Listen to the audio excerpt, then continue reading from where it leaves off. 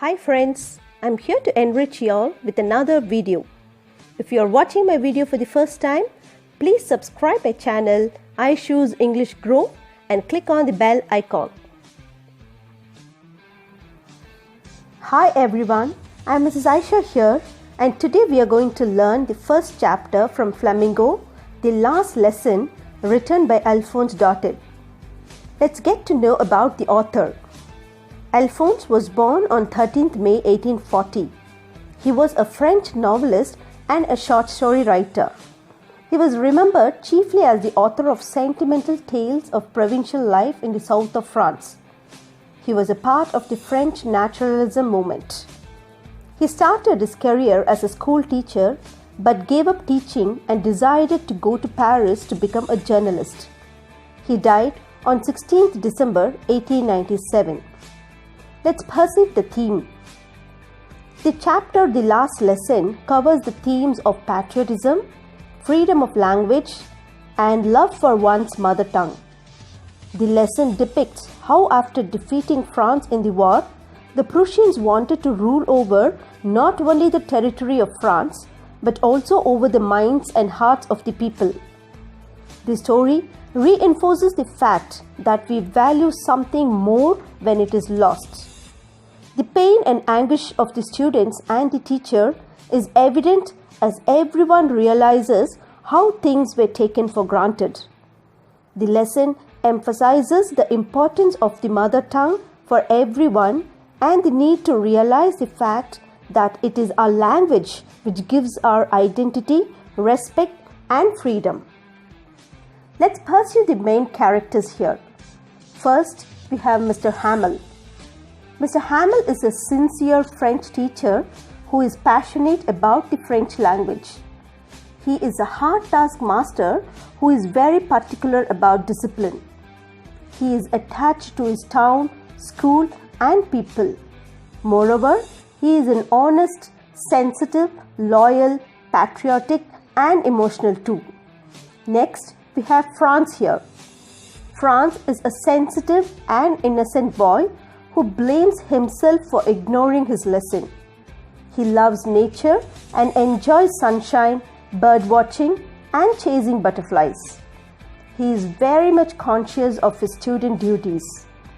He notices every little detail on his way to school and quick to observe the changes in his surrounding.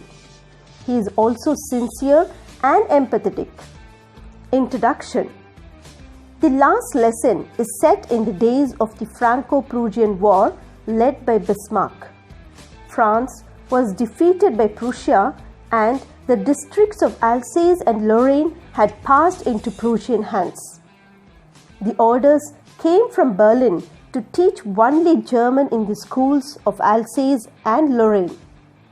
Let's perceive the summary of the story.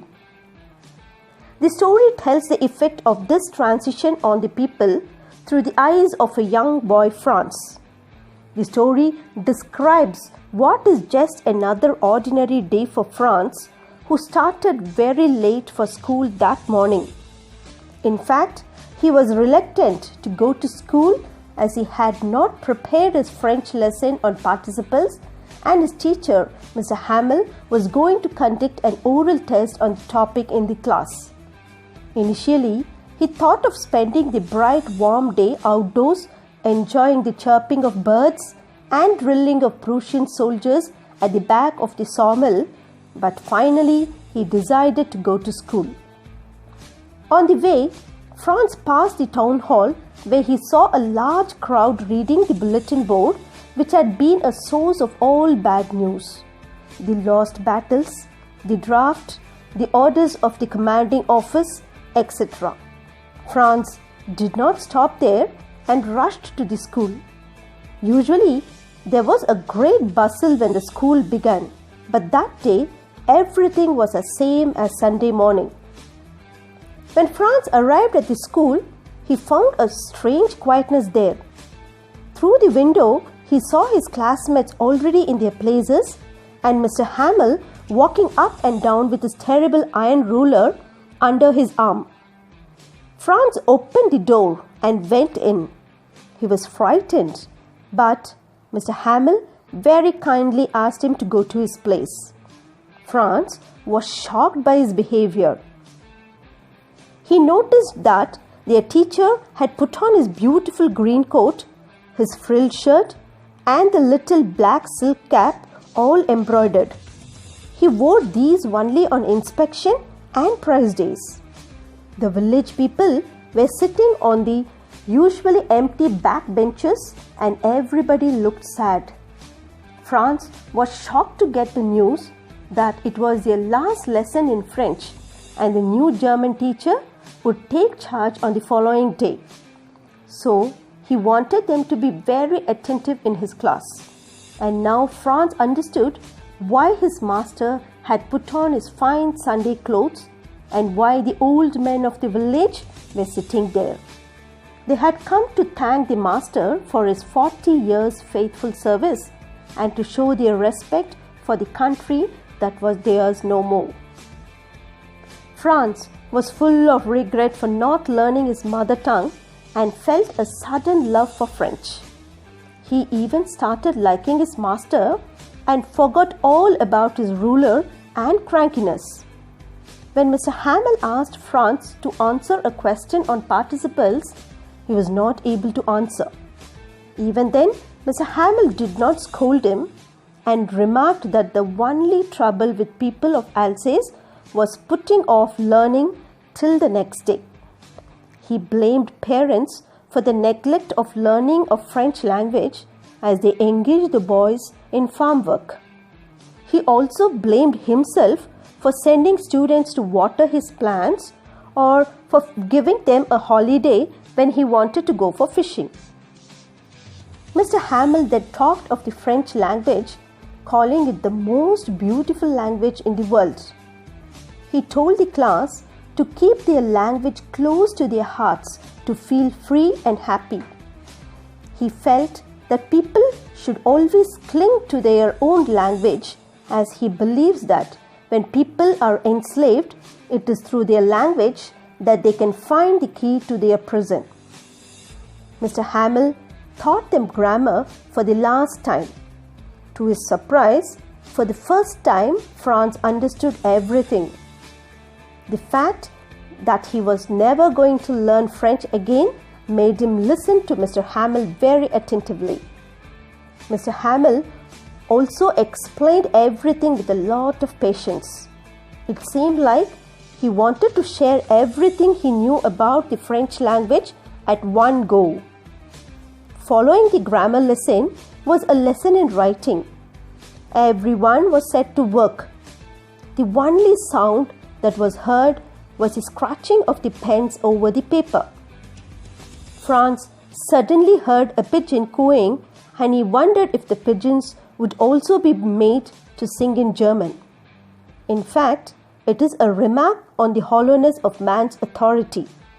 Man can exert authority only on human beings, but not on nature. As Franz looked up from the desk, he saw Mr. Hamel sitting idle. He fixed his gaze at everything in the room from time to time. It seemed like he wanted to capture everything about the schoolroom in his mind.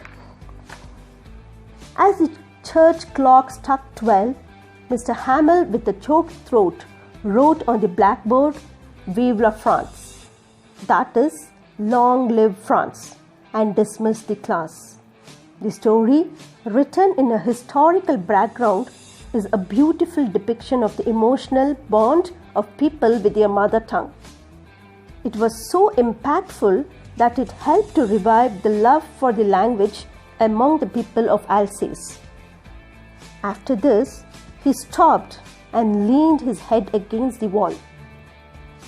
Without a word, he made a gesture with his hand to indicate that the school was dismissed and they might go. The lesson is a fine example of love, dedication, and significance of learning one's language for existence. Sometimes, even the most precious things in our lives are taken for granted. The story stresses on the importance of education and the necessity to respect and learn one's own language. It is a duty of every citizen to safeguard the language of the country, as it is the identity of that country. Hope you all understood this lesson. Thank you.